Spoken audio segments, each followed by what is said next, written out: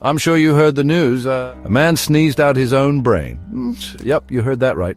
Meet Mr. Sneezes a Lot. Turns out he had an undiagnosed skull fracture. And when he sneezed super hard, his brain tissue herniated through his nose. This rare condition is called encephalocele. It's like your brain saying, hey, I want to see the outside world too. Now, before you start holding in all your sneezes, remember, this is extremely rare. Mr. Sneezes a Lot is doing fine now after surgery.